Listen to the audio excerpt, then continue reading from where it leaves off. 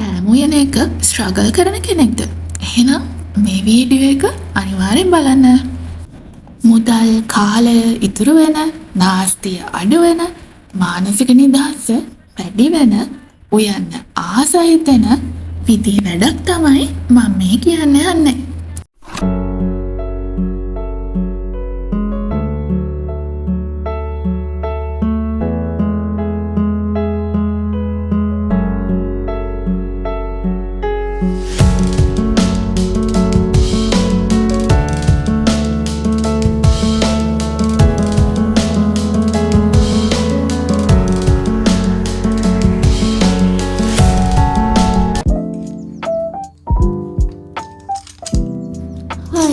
Welcome to my YouTube channel. මගේ YouTube channel එකට ඔයාලා හැමෝම ගොඩාක් ආදරෙන් පිළිගන්නවා. අද අපි කතා කරන්නේ meal plan ගැන. අද meal plan එකක් හදන්න හිතුණ ප්‍රධාන හේතුව තමයි මම අනවශ්‍ය දේවල් grocery list එකට add කරගන්න එක. සමහර කෑම හදනවා කියලා බඩු ගන්නවා. හැබැයි හදන්නේ නැහැ. හැමදාම ලේසියට එකම ටික හදනවා. ඒ නිසාම ගොඩක් වෙලාවට ස්නැක්ස් දින ඔන්ලයින් ඕඩර් කරන වෙලාවල් තියෙනවා අපේ ගෙදර. ඒකෙන් මගේ ස්ටොක්ස් ඉතුරු වෙනවා වගේම එක්ස්පෙන්සස් වැඩි වෙනවා. අනිත් දේ තමයි හැම උයන්න ගියාම හැමදාම උයනවට වැඩි ටයිම් එක යනවා උයන්නේ මොනවද කියලා හිතන්න. ෆ්‍රිජ් එක අරගෙන හිතලා අන්තිමට ලේසි දෙයක් හදනවා. නියුට්‍රිෂන්ස් ගැන හිතන්නෙම නැහැ.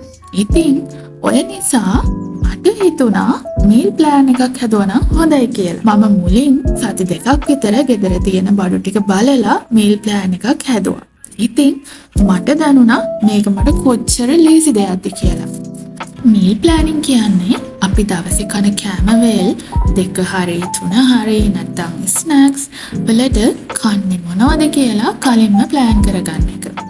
ඒක සතියකට දෙකකට නැත්නම් මාසයකට වෙන්නත් පුළුවන්. මුලින්ම සතියකට වගේ ප්ලෑන් කරලා බැලුවම අපිට තේරෙනවා අපේ වැඩත් එක්ක මැනේජ් කරගෙන කොහොමද මේ ප්ලෑන් එකක් හදාගන්න ඕනේ, කොච්චර කාලයකටද හදාගන්න ඕනේ කියලා. මම ග්‍රොසරි shopping කරන්න සති දෙකකට පාරක්.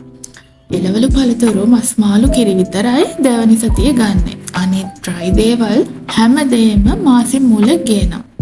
ඒ අපිට ලේසි නිසා. ඉතින් මම හිතුවා මාසෙ මුල මාසෙට ප්ලෑන් එක හැදුවොත් මට ලේසියි කියලා.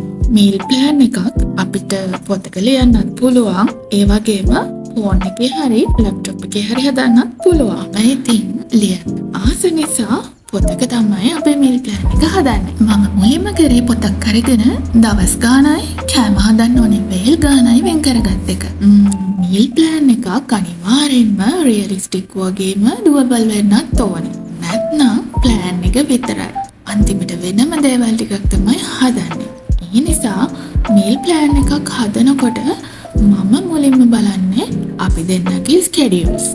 අපේ ගෙදර ඉන්නේ මමයි හස්බන්ඩ්යි විතරයි නිසා මුලින්ම අපි ගෙදර ඉන්න දවස්, හොලිඩේස්, ස්පෙෂල් ඩේස්, කැමට එළියට යන දවස්, යාළුවෝ මීට් වෙන දවස් වෙනම මාක් කරගන්නවා.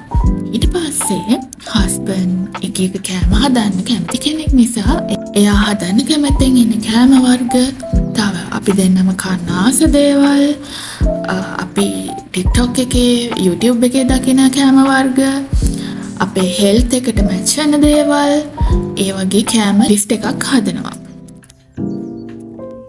ඉස්සර ගෙදර ඉන්නකොට අම්මලා අපිට බැන කොළ කැඳ, කොළ මැල්ලුම්, පළතුරු, එළවලු වගේ දේවල් කන්න දුන්නා. හැබැයි දැන් මේ දේවල් අපේ මීල්ස් වලින් අයින් වෙලාම ගිහින් කියලා මට තේරුනේ මීල් ප්ලෑන් එක හදනකොට.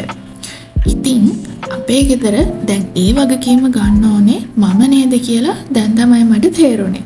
අපේ සෞඛ්‍යයට ඩිරෙක්ට්ලිම ඉම්පැක්ට් වෙන දෙයක් අපි කන කෑම බීම. ඉතින් මගේ ගෙදර අයගේ සෞඛ්‍ය ගැන මම හිතන්න ඕනේ. ඒ නිසා මට මේ මීල් ප්ලෑන් එක හදන එක හරිම වැදගත්. මම මේ මීල් ප්ලෑන් එකට ඇඩ් කරන්නේ අනිවාර්යෙන්ම අපිට උයන්න පුළුවන් දේවල්. නැත්තම් අපි අමාරු කෑමක් මීල් ප්ලෑන් එකට ඇඩ් කරගත්තොත් අපි ඒක ස්කිප් කරන හදන්නේ නැහැ. ඉතින් මීල් ප්ලෑන් එකක් අනිවාර්යෙන්ම ඩුවබල් වෙන්න ඕනේ. තව හවසට හදන ස්නැක්ස් වගේ දේවලුත් ප්ලෑන් කරගත්තම අනවශ්‍ය විදියට ඕඩර් කරන ඒවා ගොඩක් අඩු කරගන්න පුළුවන්. මීල් ප්ලෑන් එකක් හැදුවම ග්‍රොසරි ලිස්ට් එක හදන එක හරිම ලේසි. අපි දන්නවා අපේ ගෙදරට හාල්, නූඩල් ගෙනාවම කොච්චර පාවිච්චි කරන්න පුළුවන්ද කියලා. එක්සාම්පල් එකක් විදියට කිව්වොත් අපේ ගෙදර පැස්ටා පැකට් එකක් වේල් 3ක් කන්න පුළුවන්. ඉතින් මීල් ප්ලෑන් එකේ පැස්ටා හදන වේල් ගාන බලලා පැකට්ස් කීයක්ද ඕනේ කියලා ඩිසයිඩ් කරන්න මට පුළුවන් කලින්ම. ඉතින් අනවශ්‍ය විදියට බඩු ගේන එක නතර වුණාම අපේ මුදල් ඉතුරු වෙනවා. නාස්තියත් අඩු වෙනවා. අපි උයන දේවල් ප්ලෑන් කරාම අපි හිතන්න ඕනේ කාලය අඩු වෙනවා. මොනවම හරි ප්‍රිපරේෂන්ස් කරන්න ඕනේ නම් කලින් ඒවා කරලා තියන්නත් අපි දැනගන්නවා. අපේ මානසික නිදහසත් වැඩි වෙනවා. ඉතින් උයන්න අකමැති කෙනෙක්ට උනත් උයන්න ආස හිතෙනවා මේ වැඩෙන්. මීල් ප්ලෑන් වගේම ග්‍රොසරි shopping, ස්ටෝරින් කියන්නේ ගොඩක් වැදගත් දේවල්. ඉතින් ඒව ගැන මගේ එක්ස්පීරියන්ස් එක ඊළඟ vlogs වලින් මං ෂෙයා කරගන්නම්. ඔයාලගේ එක්ස්පීරියන්ස් උත් මාත් එක්ක වගේම හැමෝමත් එක්ක ෂෙයා කරගන්න කමෙන්ට් එකකින් දාන්න. මේ vlog එක මෙතනින් ඉවරයි. ඊළඟ vlog එකකින් හම්බ වෙනකම් goodbye. Thank you for watching.